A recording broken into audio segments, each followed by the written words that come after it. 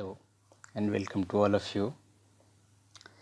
आज के इस वीडियो लेसन में हम लोग ह्यूमनिस्टिक साइकोलॉजी के तहत, मानवतावादी मनोविज्ञान के तहत कार्ल रोजर्स नामक मनोवैज्ञानिक के योगदान और उनके जीवन पर चर्चा करेंगे। यह वीडियो लेक्चर जो है बीए पार्ट 3 के स्टूडेंट्स के लिए है और बीए पार्ट 3 साइकोलॉजी ऑनर्स के सिलेबस में हम लोग पेपर 6 के अंतर्गत 2 पार्ट में पेपर 6 को पढ़ते हैं। पहले पार्ट में सिस्टम ऑफ साइकोलॉजी है और दूसरा पार्ट है एजुकेशनल साइकोलॉजी। तो आज का यह चैप्टर इसी पहले पार्ट यानी सिस्टम ऑफ साइकोलॉजी के 5वें अध्याय से जुड़ा हुआ है, जिसमें हम लोगों को करना है ह्यूमनिस्टिक साइकोलॉजी या मानवतावादी मनोविज्ञान। और इसके अंतर्गत 2 मनोवैज्ञानिकों को हम लोगों को अध्ययन करना है। उसमें पहले हैं अब्राहम मास्लो और दूसरे हैं कार्ल रोजर्स। तो इससे पहले के लेसन्स में हम लोगों ने ह्यूमनिस्टिक साइकोलॉजी के बारे में पढ़ा था कि एज अ स्कूल या एक विचारधारा के रूप में मानवतावादी मनोविज्ञान का आधुनिक मनोविज्ञान में क्या स्थान है और उसके प्रमुख थीम्स क्या हैं, प्रमुख विचार क्या हैं। और ऐसा करते हुए हम लोगों ने देखा था कि मानवतावादी जो मनोविज्ञान है वह व्यक्ति के स्वभाव के प्रति, मानव स्वभाव के प्रति ज़्यादा आशावादी दृष्टिकोण रखता है, यानी ऑप्टिमिस्टिक पर्सपेक्टिव इसमें ज़्यादा है। दूसरी बात कि यह व्यक्ति के विकास के लिए व्यक्ति को स्वयं जिम्मेदार मानता है, यानी आप अपने व्यक्तित्व के विकास के लिए स्वयं जिम्मेदार हैं, ऐसा मानवतावादी मनोवैज्ञानिकों का मानना है।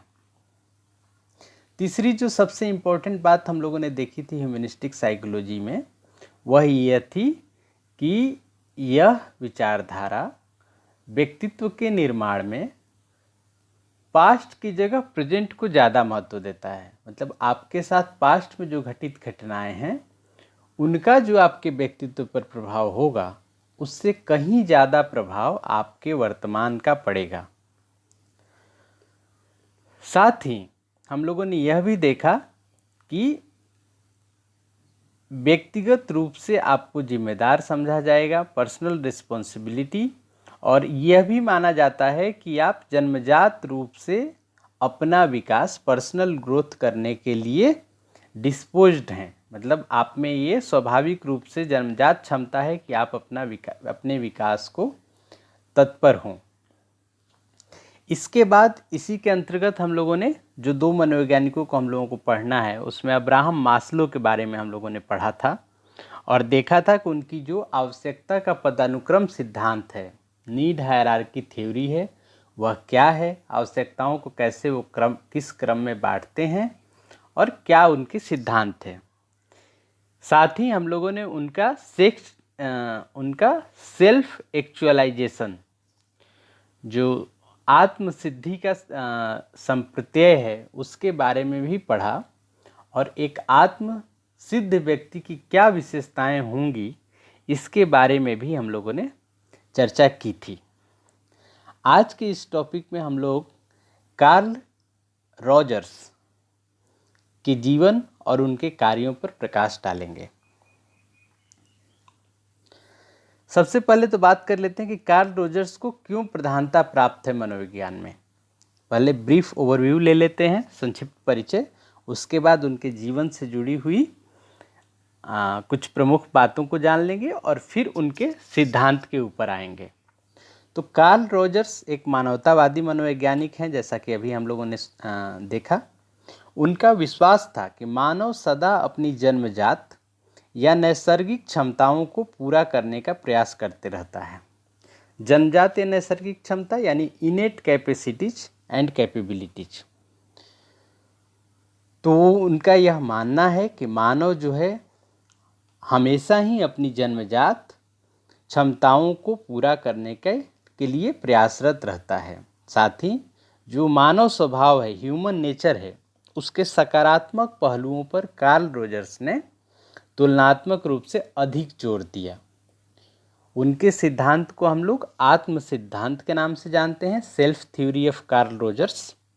और उनका यह भी मानना था कि लोग चेतन एवं तार्किक रूप से अपने अवांछित विचारों एवं व्यवहारों को वांछित विचारों और व्यवहारों में रूपांतरित कर सकते हैं। यानी उनका यह मानना है कि अगर लोग चाहें तो चेतन एवं तार्किक रूप से अपने ऐसे विचारों को जो अवांछनीय हैं, उन विचारों और व्यवहारों को वांछनीय विचारों और व्यवहारों में बदल सकते हैं। अब एक बार देख लेते हैं हम लोग उनके जीवन से जुड़ी हुई प्रमुख जो घटनाएं हैं। तो कार्ल रोजर्स का जन्म जो है 1902 में हुआ था, 1902 में उनका जन्म हुआ और उनकी मृत्यु हुई 1987 में, 1987 ईस्वी में। कहाँ जन्म हुआ था उनका? अमेरिका के शिकागो प्रांत में इलिनोइस करके जगह है, वहाँ पर उनका जन्म हुआ था। उन्होंने अपनी जो एजुकेशन है, जो पीएचडी है, वो क्लिनिकल एंड एजुकेशनल साइकोलॉजी में प्राप्त की थी 1931 में। यानी 1931 में उन्होंने पीएचडी किया कोलंबिया यूनिवर्सिटी से।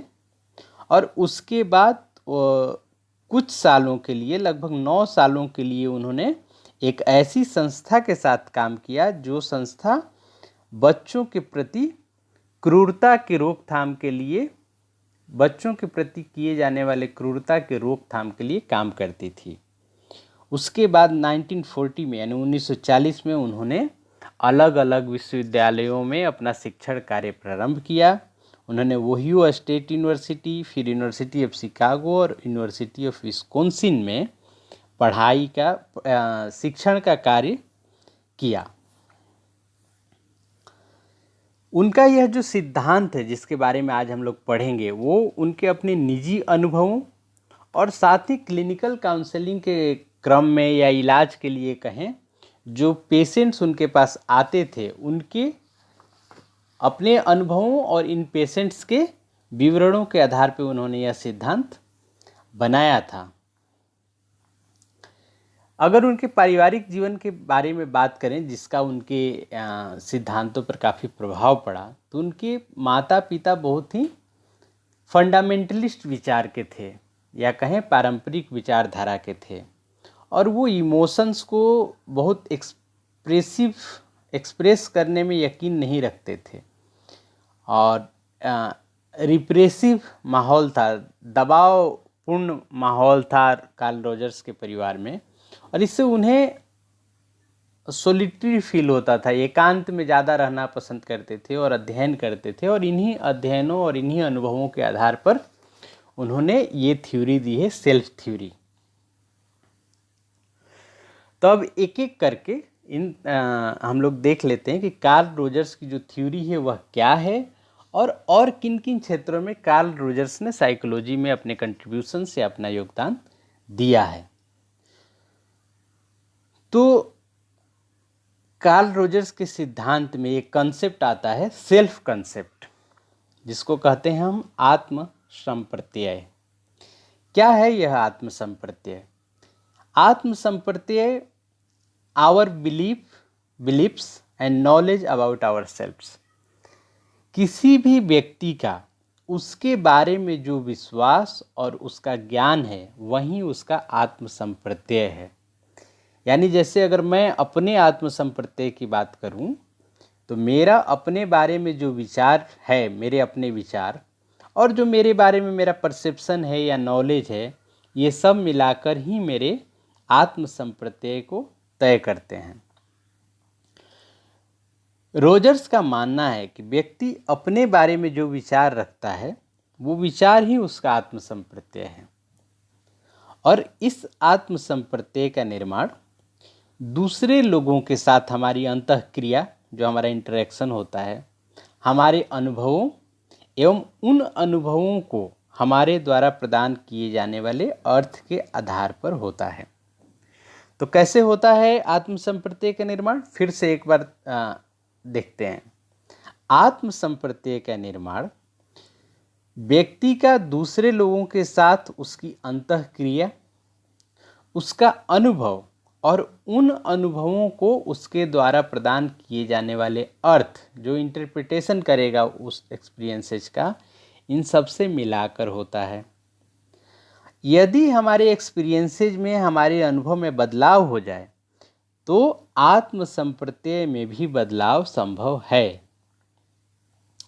साथ ही आत्म संप्रत्यय पर किसी व्यक्ति को दूसरे लोग क्या कहते हैं, उसके प्रति क्या विचार रखते हैं या उसको क्या बताते हैं, उसका भी प्रभाव पड़ता है।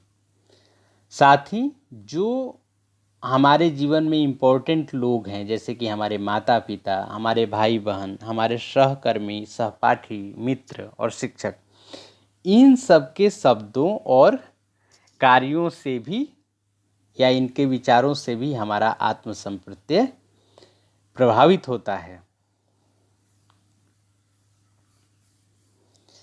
इस तरह से देखें तो कार्ल रॉजर्स ने आत्म संप्रत्यय के विकास में सामाजिक जो प्रभाव हैं उसकी भूमिका को स्वीकार किया। यानी हमारे आत्म संप्रत्यय के निर्माण में हमारे आसपास के जो लोग हैं, जो उनका प्रभाव भी पड़ता है। यह बिल्कुल निजी मामला नहीं है। अगर सामाजिक दशाएं सकारात्मक हुई तो हमारा जो आत्म संप्रत्यय है और आत्म सम्मान, जिसको सेल्फ एस्टीम कहते हैं इंग्लिश में, वो भी उच्च होगा।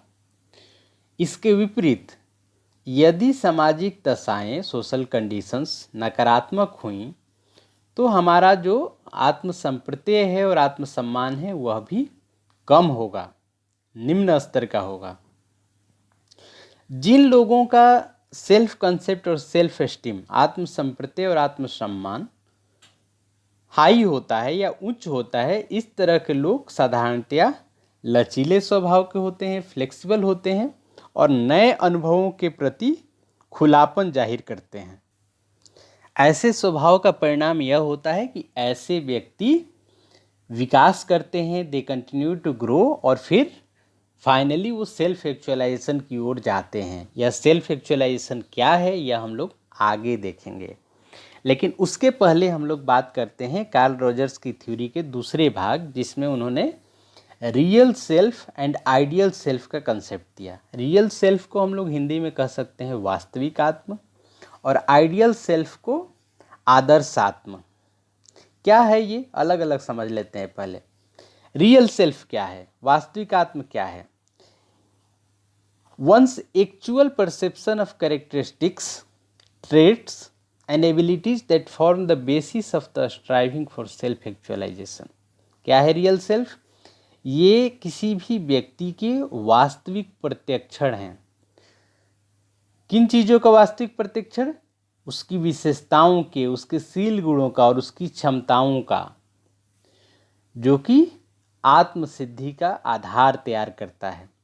तो वास्तविक आत्म वह है जो हमारा एक्चुअली जो हम हैं, जो हमारी वास्तविक रूप में हमारी जो क्षमता है, जो शील गुण हैं, जो विशेषताएं हैं, वो हमारे रियल सेल्फ का हिस्सा हुए। और आइडियल सेल्फ क्या हुआ, आदर्श आत्म क्या हुआ? यह आत्म का वह भाग हुआ जो हम बनना चाहते हैं, जो हम होना चाहते हैं। It is the perception of what one should be और one would like to be. और यही आइडियल सेल्फ हमारे रियल सेल्फ से अलग भी हो सकता है। यानी जो हम हैं वास्तविकता में, हम अपने को उससे इतर भी समझ सकते हैं, उससे ज़्यादा समझ सकते हैं, उससे कम समझ सकते हैं। तो जो यह आइडियल सेल्फ है या आदर्श आत्म है, यह आता कहाँ से है? यह आता है जो लोग हमारे जीवन में महत्वपूर्ण हैं, जैसे कि हमारे पेरेंट्स हो गए या हमारे टीचर्स हो गए। इन सब लोगों के विचारों, उनके साथ किए जाने वाले अंतःक्रियाओं के आधार पर हमारा आइडियल सेल्फ निर्मित होता है। रोजर्स का मानना था कि अगर किसी व्यक्ति का वास्तविक आत्म और आदर्श आत्म में जितनी ज़्यादा समानता होगी, व्यक्ति उतना ही सक्षम और समर्थ महसूस करेगा। और जितनी ज़्यादा असमानता होगी, यानी जितना ही वास्तविक आत्म और आदर्श आत्म अलग अलग होंगे उतना ही व्यक्ति को दुश्चिंता और न्यूरोटिक बिहेवियर उसमें ज़्यादा दिखेंगे। एक तरह से मानसिक असामान्यता के लक्षण ज़्यादा प्रकट होंगे, उसका समायोजन अच्छा नहीं होगा अगर रियल सेल्फ और आइडियल सेल्फ में सिमिलैरिटी ना हो तो इसमें देखने वाली बात यह है कि क्यों हो रहा है ऐसा, वास्तविक आत्म और आदर्श आत्म एक दूसरे से अलग क्यों हो जा रहा है। इसका एक कारण तो यह है कि सामाजिक मांगों को पूरा करने के लिए या दूसरे लोगों का जो हमसे डिमांड है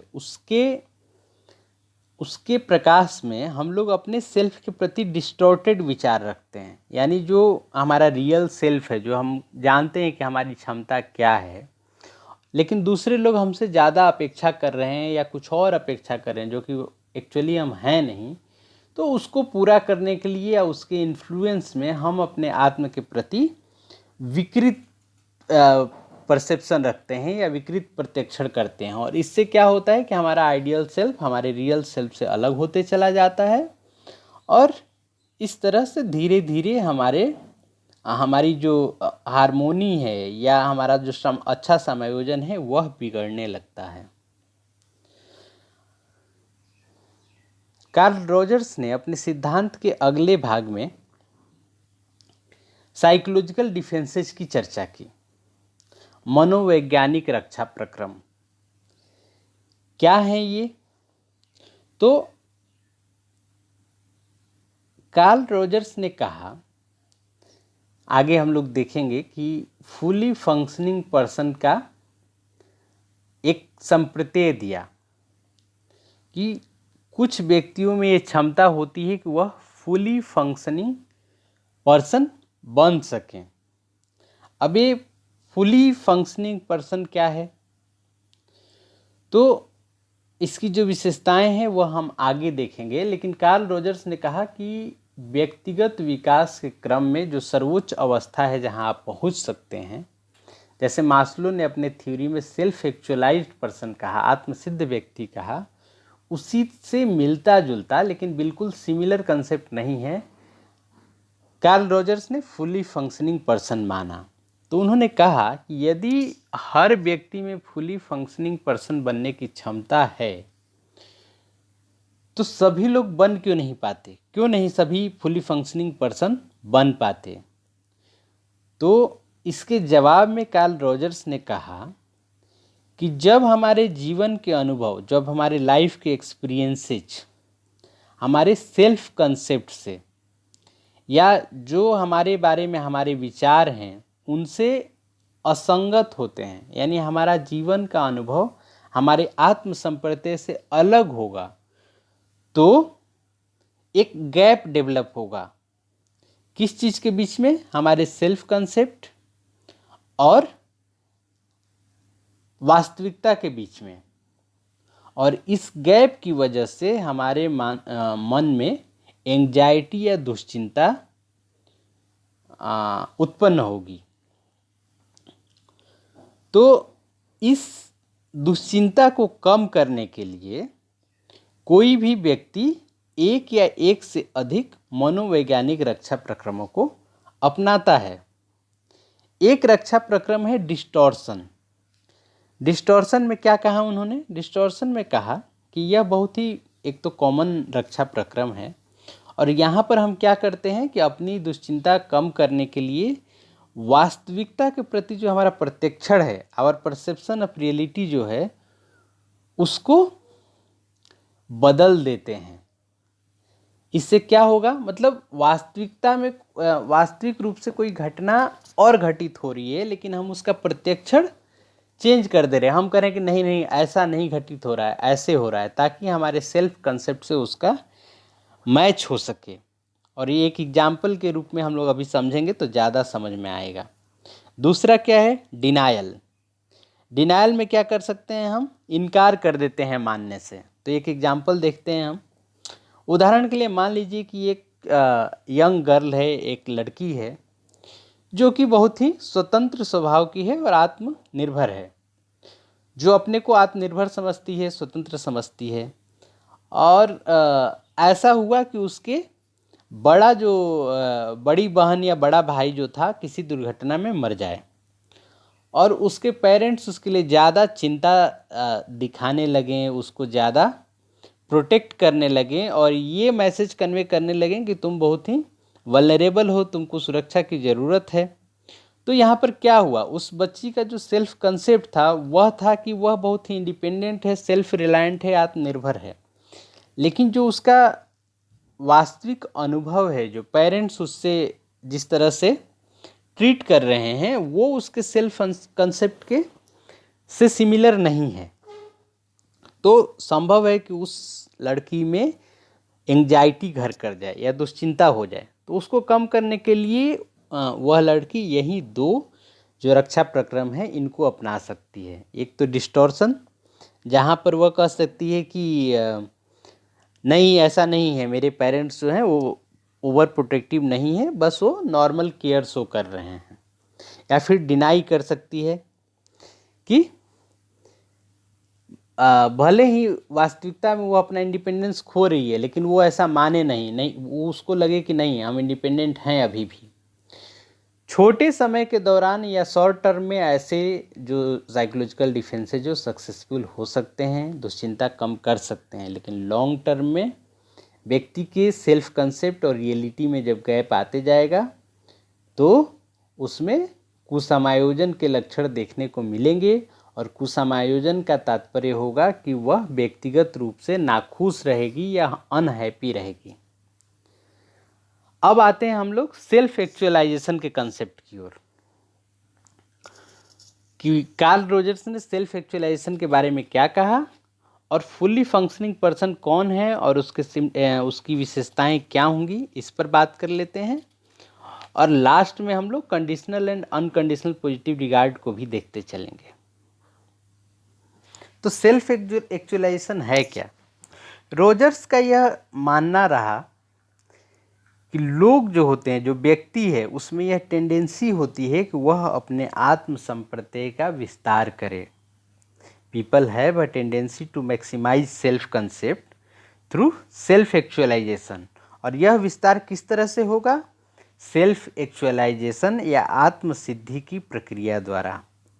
इस प्रक्रिया में जो आत्म है उसका विकास होता है, वह विस्तार करता है और वह ज़्यादा सामाजिक बनता है। यानी आपका जो आत्म है वह विकसित होते हुए ज़्यादा सामाजिक स्वरूप लेते जाता है। रोजर्स के व्यू में व्यक्तित्व का जो विकास है वह एक निरंतर होने वाली प्रक्रिया है और इसमें हम अपने आप को मूल्यांकन करना सीखते हैं। साथ ही जो आत्म सिद्धि की प्रक्रिया है उसको भी विकसित करके हम अपने व्यक्तित्व का निर्माण करते चले जाते हैं। यानी इसको अगर हम लोग कहें कि रोजर्स पर्सनालिटी डेवलपमेंट को कैसे देखते हैं, तो Rogers views personality development as a continuous process and it involves learning to evaluate oneself and mastering the process of self actualization। उनका यह भी कहना था कि व्यक्तित्व के निर्माण में जो सबसे बड़ा मोटिवेटिंग फोर्स है, अभिप्रेरणात्मक बल है, वह है क्या? सेल्फ को एक्चुअलाइज करने का प्रणोदन। यानी हम अपने आत्म को एक्चुअलाइज करने के लिए उसकी क्षमता को मैक्सिमम करने के लिए, ऑप्टिमम करने के लिए हमेशा ही अभिप्रेरित रहते हैं। यह सेल्फ एक्चुअलाइजेशन को विस्तार करने की जो हमारी टेंडेंसी है यह इनेट या जन्मजात होती है। लेकिन हमारे जो बचपन के अनुभव हैं और जो सीखने की प्रक्रियाएं हैं वो या तो इस प्रक्रिया को में मदद कर सकती हैं या बाधा पहुंचा सकती हैं। उन्होंने यह भी कहा कि सेल्फ एक्चुअलाइज्ड बनने के लिए सबसे ज़रूरी जो संबंध है वह माता और बच्चे का है। बचपन में जिस प्रकार का केयर और अटेंशन माँ से बच्चे को मिलता है वहीं आगे चलकर उसका बेस बनाता है कि क्या वह बच्चा सेल्फ एक्चुअलाइज्ड हो पाएगा या उसके व्यक्तित्व का विकास किस तरह का होगा, ये इस संबंध पर बहुत हद तक निर्भर करता है, ऐसा कार्ल रॉजर्स का मानना था। उन्होंने कहा कि अगर माँ जो है बच्चे के प्रति असर्त सकारात्मक आदर प्रदर्शित करती है, यानी बिना किसी डिमांड के, बिना किसी मांग के उसके प्रति सकारात्मक आदर पैदा करती है, तो वह बच्चे में सेल्फ एक्चुअलाइजेशन के लक्षण जल्दी और ज़्यादा सक्षमता से देखे जाएंगे। और यदि माता जो है वो उसको कुछ कंडीशंस रख के या कुछ शर्त रख के कि तुम ऐसे बिहेवियर करोगे तभी हम तुमको स्नेह देंगे, इस तरह के व्यवहार का सामना बच्चे को करना पड़ता है, तो बच्चे में कंडीशंस ऑफ वर्थ पैदा होगा। यानी उसको लगेगा कि हम कुछ खास तरीके से ही काम करेंगे तभी लोग हमको स्वीकार करेंगे, और ये उसके समायोजन में बहुत मददगार साबित नहीं होगा। तो अब हम लोग देख लेते हैं कि फुली फंक्शनिंग पर्सनालिटी जो है वे कौन से लोग हैं। कार्ल रॉजर्स के अनुसार वो कौन से लोग हैं जिनको फुली फंक्शनिंग पर्सनालिटी कह सकते हैं। तो अभी हमने देखा कि कार्ल रॉजर्स का मानना था कि सेल्फ एक्चुअलाइजेशन या आत्मसिद्धि की ओर ही सबसे ज़्यादा हम मोटिवेट होते हैं पूरा करने के लिए। यानी कोई किसी भी व्यक्ति में जो सबसे बड़ा मोटिवेटिंग फोर्स होता है वह उसको सेल्फ एक्चुअलाइज होने की ओर ले जाता है। और जो फुली फंक्शनिंग पर्सन होंगे ये ऐसे लोग अपनी क्षमताओं, अपनी सामर्थ्य, अपनी कौशल का पूर्ण रूपेण विकास कर चुके होते हैं। ये जन्मजात टेंडेंसी है, लोगों में जन्मजात टेंडेंसी होती है कि वो सेल्फ एक्चुअलाइजेशन की ओर बढ़ें। तो कार्ल रॉजर्स ने माना कि अगर किसी व्यक्ति को बाहर से किसी तरह की बाधा का सामना न करना पड़े तो प्रत्येक व्यक्ति पॉजिटिव कैरेक्टरिस्टिक्स को शो करेगा, यानी सकारात्मक विशेषताओं को ही दिखाएगा और धीरे धीरे वह अपने जीवन में फुली फंक्शनिंग पर्सन बनने की ओर अग्रसर होगा। कौन है फुली फंक्शनिंग पर्सन? कुछ विशेषताएं हैं उनकी जो देख लेते हैं हम लोग। ऐसे लोग जीवन को पूरी तरह से अनुभव करना चाहते हैं, जो वर्तमान में रहते हैं और जो अपनी भावनाओं और अपने संवेगों पर ट्रस्ट करते हैं या उस पर विश्वास रखते हैं। ऐसे व्यक्ति दूसरों की आवश्यकताओं और अधिकारों के प्रति सजग या संवेदनशील होते हैं, लेकिन ऐसे व्यक्ति समाज के स्टैंडर्ड्स को अपने फीलिंग्स को शेप नहीं करने देते। यानी समाज के हिसाब से वो अपनी भावनाओं को शेप नहीं देते, बल्कि अपने ट्रू इनेट इमोशंस पर ज़्यादा फोकस करते हैं। सभी तरह के अनुभवों के प्रति ये खुलापन जाहिर करते हैं और हर मोमेंट को पूरी तरह से जीना चाहते हैं। स्वयं के जो इंस्टिंक्ट है, मूल प्रवृत्तियां हैं, उनसे गाइड होते हैं ये, उनसे पथ प्रदर्शन होता है इनका। अपने विचारों और व्यवहारों में ये स्वतंत्रता महसूस कर सकते हैं और सृजनात्मक होते हैं। रॉजर्स ने यह भी कहा कि द फुली फंक्शनिंग पर्सन जो फुली फंक्शनिंग पर्सन है वह पूरी तरह से सेल्फ एक्चुअलाइज्ड हो गया हो ऐसा नहीं है, बल्कि वह इस प्रक्रिया में है, अपने आत्म का विकास अभी कर रहा है। अब देखते हैं कि कार्ल रॉजर्स ने कहा कि फुली फंक्शनिंग पर्सन बनने के लिए हमको किसी भी व्यक्ति को अनकंडीशनल पॉजिटिव रिगार्ड की आवश्यकता होती है। तो अनकंडीशनल पॉजिटिव रिगार्ड है क्या? अनकंडीशनल पॉजिटिव रिगार्ड, जिसको कि हम अशर्त, बिना किसी शर्त के सकारात्मक आदर कहते हैं, यह है कि आप किसी व्यक्ति को लव, अफेक्शन या रिस्पेक्ट देते हैं, प्रेम, सम्मान एवं स्नेह। इसके साथ कोई शर्त नहीं होनी चाहिए, कोई कंडीशन नहीं होनी चाहिए कि आप ऐसा करोगे तभी आपको स्नेह और सम्मान मिलेगा। अगर आप किसी व्यक्ति को स्नेह सम्मान देने से पहले कोई शर्त रख देते हैं कि आप इसी तरह का व्यवहार करिए, तो उसको हम लोग कंडीशनल पॉजिटिव रिगार्ड कहेंगे, यानी शर्त वाला पॉजिटिव रिगार्ड।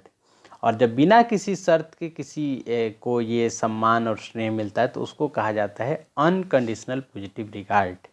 और कार्ल रॉजर्स का मानना है कि यही अनकंडीशनल पॉजिटिव रिगार्ड व्यक्ति को फुली फंक्शनिंग या सेल्फ एक्चुअलाइज्ड पर्सन होने की ओर ले जाता है। कार्ल रॉजर्स की जब हम कंट्रीब्यूशन की बात करते हैं तो उनकी एक जो प्रमुख देन है वह है पर्सन सेंटर्ड थेरेपी, यानी मानसिक रोगों की चिकित्सा की एक पद्धति जिसका नाम रोगी केंद्रित चिकित्सा या व्यक्ति केंद्रित चिकित्सा रखा गया। ये कार्ल रॉजर्स ने इसको डेवलप किया था और जो उनकी थ्योरी है उसी पर बेस्ड है, उसी पर आधारित है। साथ ही जिन व्यक्तियों का इलाज करने के लिए, जो व्यक्ति अपने इलाज के लिए कार्ल रॉजर्स के पास आते थे, उनके अनुभवों के आधार पर भी उन्होंने यह थेरेपी विकसित की है। और क्या है इसकी मुख्य बातें? पहली बात तो यह है कि परिवर्तन का जो जिम्मेदारी है यहाँ पर स्वयं उस रोगी या उस व्यक्ति पर ही डाला जाता है, ना कि चिकित्सक पर।